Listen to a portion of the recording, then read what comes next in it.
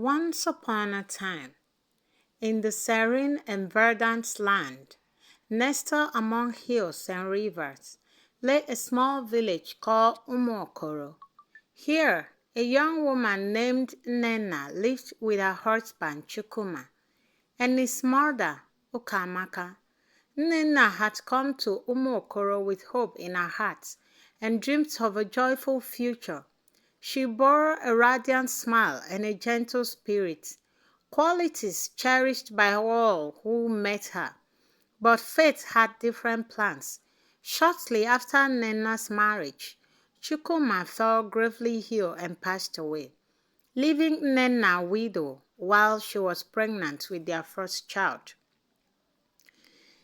And she was pregnant. The loss shattered her world, but her sorrow was compounded by the harshness of her mother-in-law, Ukamaka. Ukamaka was a stern and unforgiving woman, and her displeasure with Nena only grew after her son's death. She blamed Nena for the misfortune that had befallen their family, seeing her as a handmaiden of Dome. Ukamaka's house, once a place of safety and warmth, became a prison of relentless suffering for Nena.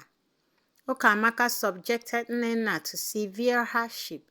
She was forced to perform the household and all the tasks, fording and hauling firewood to fetching water from distant streams.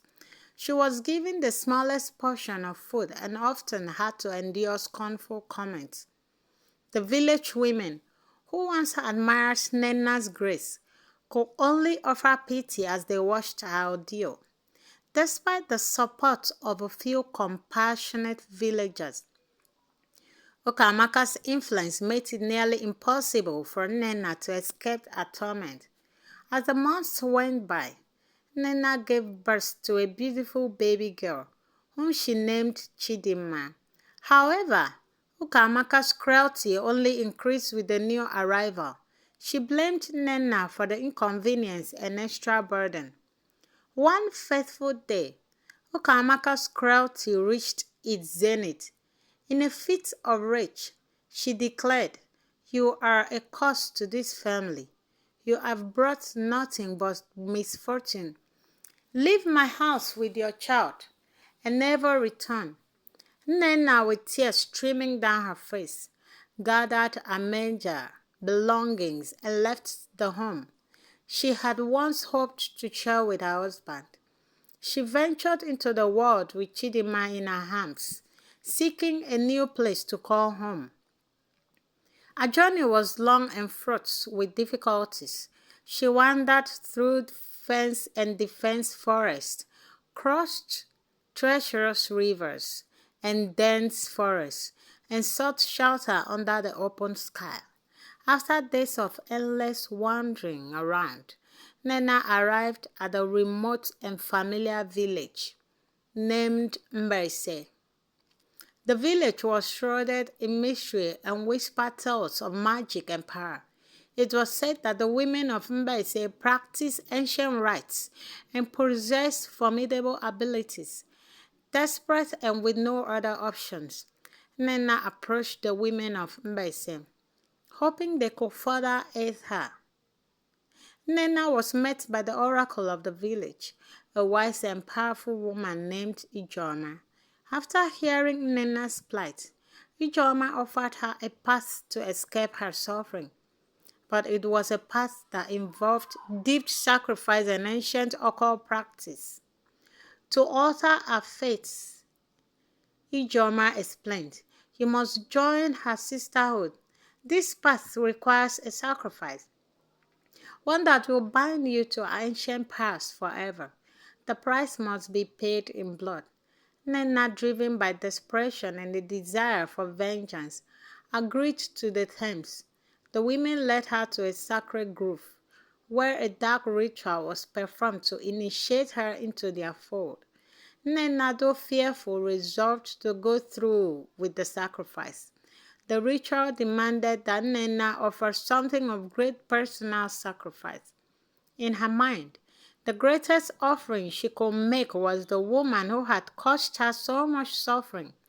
Ukamaka, this decision was the fueled one by her burning desire for revenge and the promise of power. Nnenna returned to Umokoro with a new aura of confidence and a hidden agenda. She orchestrated a union with Ukamaka under the guise of reconciliation. The meeting was set in a scheduled part of the village, where the forest grew dense and shadows loomed. During the meeting, Nnenna performed the ritual, invoking the dark powers she had been granted. The sacred chants and incantations echoed through the grove, and the air began thick with tension. Ukamaka, uncertain of the impending doom, detached as Nnenna conducted the ritual. As the final words were spoken, the ritual reached its climax. A surge of dark energy enveloped Ukamaka, and she collapsed, her life force being consumed by the powerful spell. Nnenna felt a wave of dark satisfaction as her enemy's life was extinguished.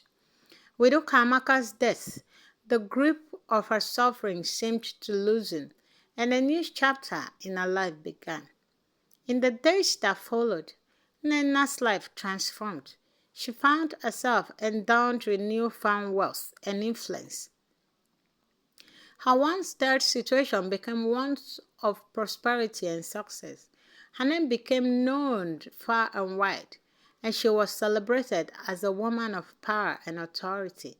Yet, despite her success, Nnenna found herself haunted by the shadows of her actions.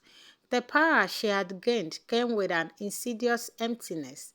The victory she had sought through vengeance brought her no true peace. She was surrounded by wealth and admiration, but the cost of her actions weighed heavily on her heart. She often reflected on the life she had led and the side she had paid. The memory of Ukamaka's final moment at the dark magic she had embraced cast a long shadow over her achievement. The once bright future she had envisioned now seemed marred by regret and isolation. As the years passed, Nnenna became a cautionary tale among the people of Igboland. A story was told to teach the village the values of forgiveness and the perils of seeking revenge through dark means. Her tale illustrated that while power and success might come from the path of vengeance, they often curve. Nnenna eventually sought redemption. She sought out wise elders and spiritual elders, offering sacrifice at atone for her actions. She dedicated her later years to helping others and guiding those in need, hoping to find solace and make amends for her past. Nnenna's became a powerful lesson. The pursuit of vengeance and power through dark means may yield immediate results, but it often leaves one empty and regretful. True fulfillment comes from a path of righteousness, forgiveness, and the courage to move beyond past grievance. What do you learn from this story? Please share your thoughts in the comment section. Don't forget to subscribe, share, and like, and always click on the notification button to get a new story anytime it drops. Thank you very much.